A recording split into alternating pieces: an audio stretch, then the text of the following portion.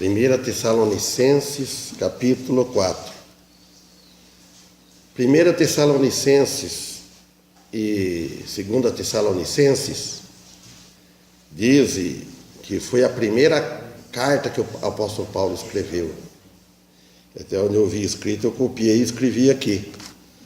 A carta de 1 Tessalonicenses foi 54 anos depois de Cristo. 54 anos, a primeira e a segunda epístola, essa mesma Tessalonicense.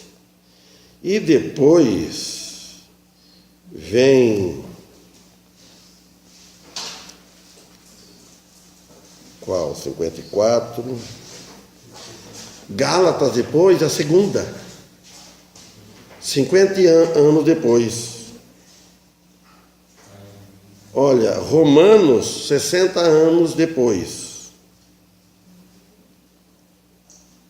1 Coríntios, 59 anos, primeiro e segundo. 2 Coríntios, também é 60 anos. A primeira, 59, a segunda, 60 anos. E também Colossenses,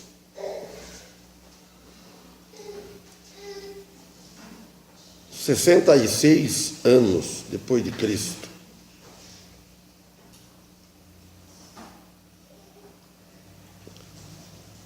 Tito, 65 anos depois de Cristo.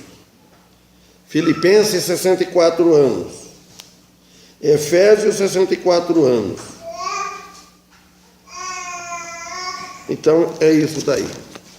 Se o historiador contou certo, eu não sei. Mas esta carta de Paulo a Tessalonicenses, capítulo 4, todos acharam, né?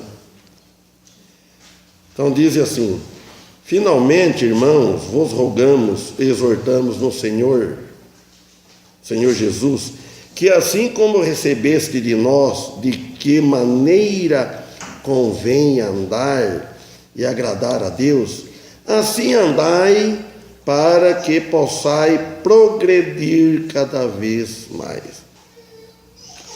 Então, Paulo diz: olha, finalmente, irmãos, falando para os irmãos de Tessalônica. Então ele está rogando, exortando no Senhor Jesus. Ele falou: assim que vocês recebeste de nós, os ensinamentos que nós demos para vocês, como que vocês convém, a maneira que convém andar e agradar a Deus. Paulo escreveu isso para aqueles cristãos, e ela está servindo para muitos cristãos da nossa era, nossa época. Mesma coisa que Paulo lendo, falando para nós. Nós recebemos de Paulo a maneira que nós devemos andar, agradando a Deus, para que possais progredir cada vez mais. Crescer no conhecimento, crescer no ânimo para servir a Deus, crescer no amor. Então, primeiro, tem que ver com o estilo íntegro da vida. O comportamento do crescimento espiritual. Conforme vamos crescendo espiritual, na vida espiritual, então tem um comportamento. Primeiro, não se orgulhar, porque talvez a tendência da pessoa ficar madura na fé, a crescer na fé, o que faz? Ele fica com orgulho, aí ele não aceita correção, ele não aceita conselho, ele não aceita alguém que ensina. Por quê? ele acha que ele está crescendo na fé, crescendo no conhecimento, e muda o comportamento dele. Então tem que ver o comportamento do crescimento espiritual com humildade. E Paulo, ele louva os tessalonicenses pelo progresso alcançado no aprendizado das Escrituras. Primeiro, como agradar a Deus. Será que os cristãos de hoje não aprendem como agradar a Deus? Será que é difícil de aprender qual é a vontade de Deus? Segundo, mas também ele conclama-os a progredirem ainda mais. Se cresceram, ele falou, vocês aprenderam, mas precisa aprender mais. Não porque nós aprendemos e vamos parar, não perdeu o interesse de vir na igreja, o interesse de ler a Bíblia. Então Paulo, ele reconhecia a necessidade de continuar crescendo e avançando cada vez mais na vida espirituais, falando, diante de vocês. Paulo falou. Então nós devemos crescer mais na vida espirituais, andando fielmente o que está diante de nós. Porque ele lá em Filipenses, capítulo 3, versículo 13, ele diz assim, irmãos, Filipenses 3,13, quanto a mim, Paulo falando, não julgo que haja alcançado, mas uma coisa faço, e é que, esquecendo-me das coisas que atrás ficam, e avançando para os que estão diante de mim, prossigo para o alvo pelo prêmio da soberana vocação de Deus em Cristo Jesus. Então, por isso que ele falou lá. Então, quer dizer, crescer na vida espiritual, não olhar para trás, olhar para diante, que está para frente. Porque se nós vamos olhar só para trás, nós não vamos para frente. Se nós começarmos a olharmos da onde nós saímos, do que nós fazíamos, então nós não vamos olhar para Cristo. Vamos ficar olhando para o mundo, olhando para as coisas que o mundo oferece. Nós cristãos, não somente nós, todo tem um prazo aqui na terra. Todo mundo tem o dia marcado dele, da partida dele, e não sabe. Graças a Deus por isso que nós não sabemos. Ele sabe no conhecimento de Deus, no plano de Deus, o dia de cada um. Nós sabemos que nós, para trás, o que nós saímos, o que nós fizemos. Então Paulo tinha se desprendido do mundo para encontrar o favor de Deus. Se o cristão quer encontrar o favor de Deus, as bênçãos de Deus, ele deve desprender do mundo. O que ele precisa do mundo é o ganha-pão, trabalhar para o seu ganha-pão, mas não para o seu divertimento, para o seu gozo, gozar do mundo, gozar com os amigos, entre aspas. Nós devemos trabalhar, isso nós dependemos do mundo. Então, toda a nossa atenção deve estar no que está diante de nós. Nós cristãos, falando nós aqui, mas os outros que estão de longe, nas outras igrejas, nas outras cidades, todos cristãos na época de hoje deveria dar mais atenção para Deus,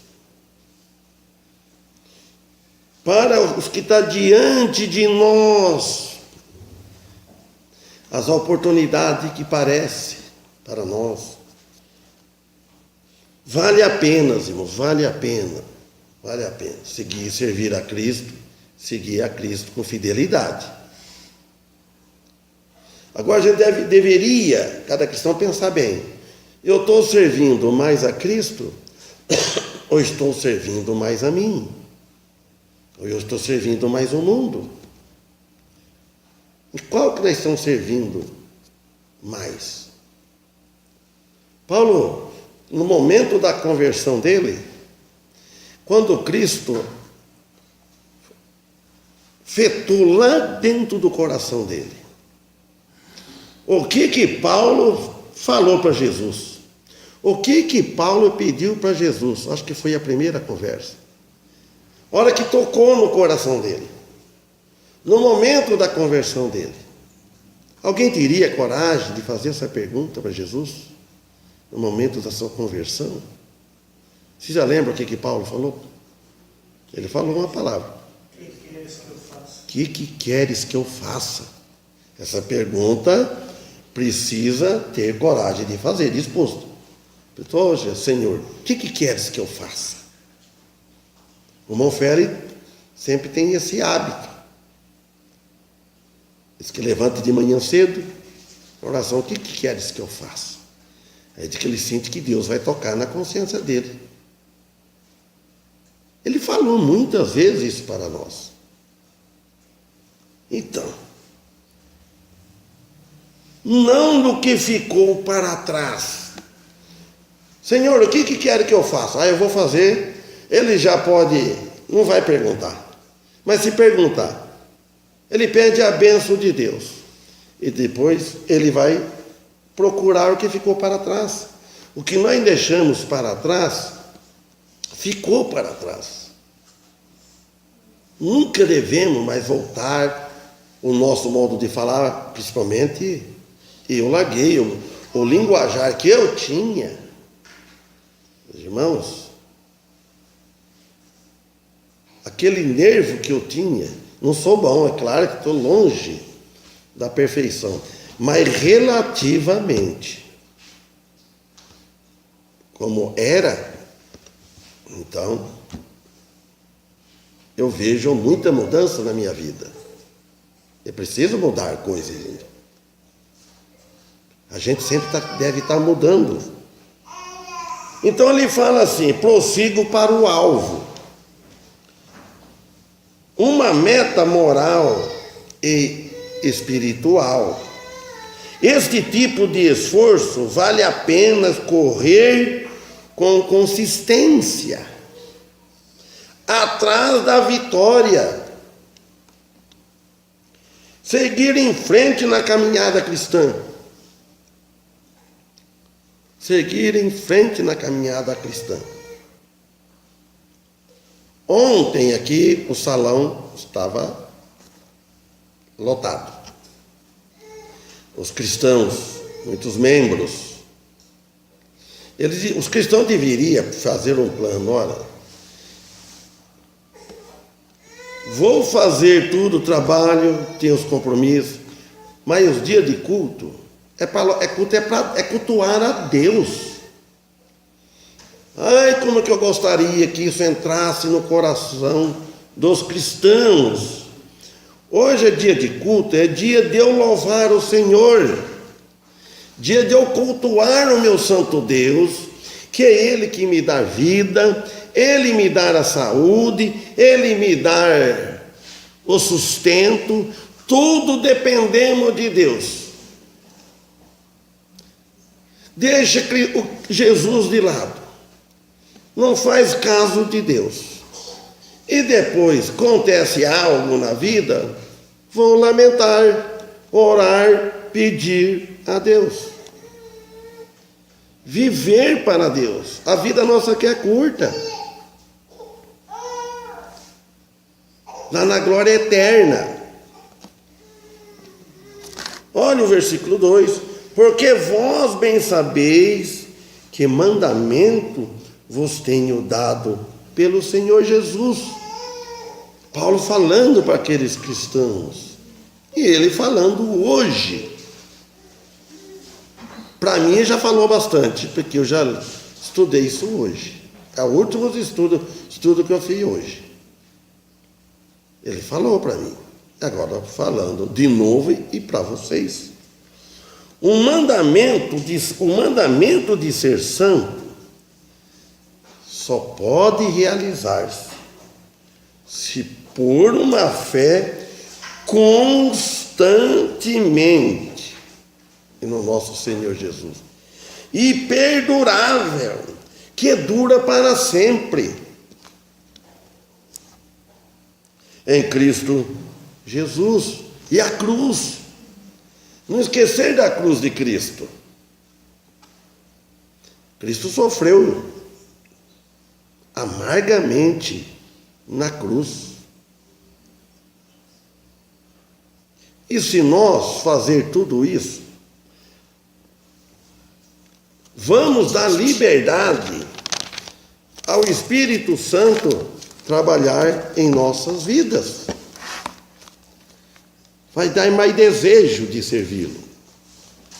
Então, Paulo afirmava que a autoridade de seus ensinamentos, porque a vida de Paulo, depois que converteu, só foi ensinar. Ele falou, não vinha dele mesmo. E nem tinha origem humana. As palavras de Deus, as cartas de Paulo, não têm origem humana, nada. Veio do alto, veio do Espírito Santo, vindo do Senhor Jesus, vinda dos céus, do Senhor ressurreto. Porque esta é a vontade de Deus, versículo 3, a vossa santificação, que vos abstenhais da prostituição. Então ele falou, esta é a vontade de Deus. A vossa santificação. Cuidado com a prostituição. Quantos não estão prostituindo o corpo? Está vendendo o corpo. Às vezes não está cobrando dinheiro, mas está vendendo pelo prazer da carne. Ele está se prostituindo, vendendo, adulterando, tendo o prazer da carne. Então, ele fala, abstenhais, tira isso. E da prostituição espiritual. Se o cristão largar de servir a Deus, de deixar de Deus ocupar lugar na vida dele, ele ir por outro algo na vida que ele está servindo, ele está prostituindo espiritual. Às vezes não está prostituindo fisicamente, mas e o pensamento? E o que ele está pondo no lugar, no seu coração? O tempo de Deus. Ele está fazendo outra coisa, está pondo outra coisa, ele está divertindo, ele está gozando a vida neste mundo, então ele está prostituindo. Ele está adulterando espiritual, porque largando de Jesus, de adorar o Senhor, para adorar as coisas do mundo. A formação e a preparação para ser santo só pode realizar-se pelo Espírito Santo, não pelo Espírito da carne. É claro que a nossa carne, ela não quer vir na igreja, ela não quer vir aos cultos, ela não quer ler a Bíblia, ela não quer tirar o tempo para Deus. A carne. Olha, se demos oportunidade, o lado para o Espírito Santo, para deixar toda a imoralidade, esta é a vontade de Deus, a vossa santificação. Santificar para Deus, viver para Deus.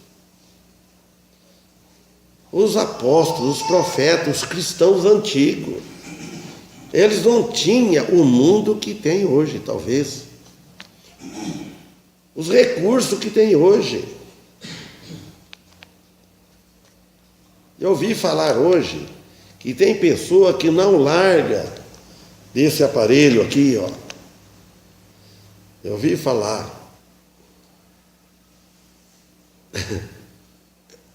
Tem gente que a cada absurdo não desgruda de forma nenhuma o dia todo, noite toda e tudo.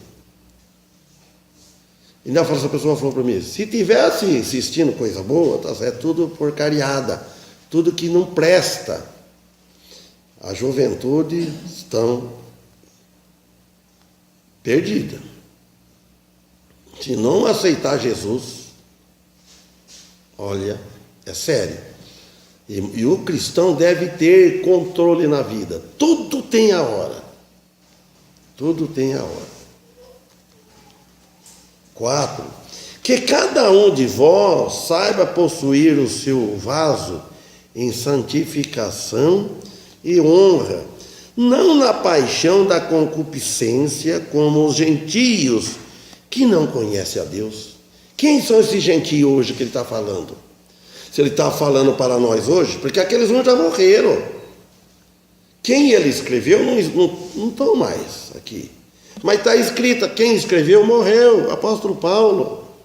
Mas a palavra é viva. Olha, ele diz que cada um de vós saiba possuir o seu corpo, vaso, o seu corpo. Nós devemos saber, o nosso corpo não é para prostituição, o nosso corpo não é para estar pondo álcool, o nosso corpo não é para estar pondo cigarro. Eu lembrei uma coisa, eu vou falar depois. Gostei muito da irmã ontem, do que ela falou no início do estudo bíblico. Depois eu vou falar, porque...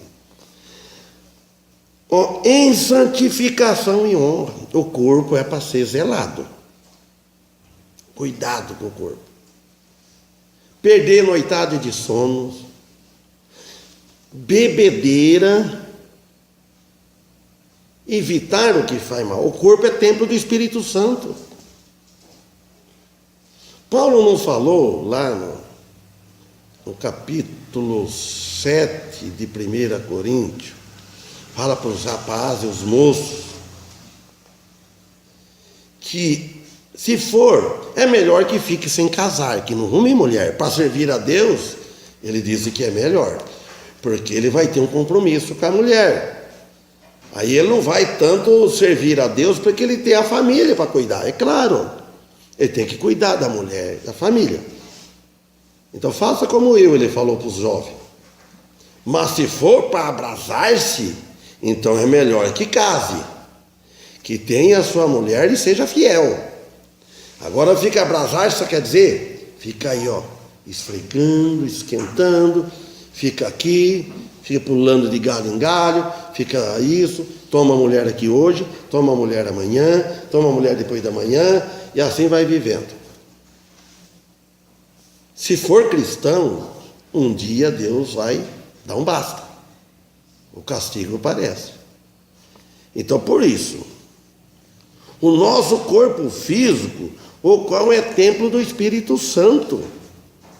1 Coríntios 3,16 fala: por isso que temos que manter puro moralmente, o qual só pode realizar-se, permanecer constantemente na fé em Deus, em nosso Senhor Jesus Cristo, que também é Deus.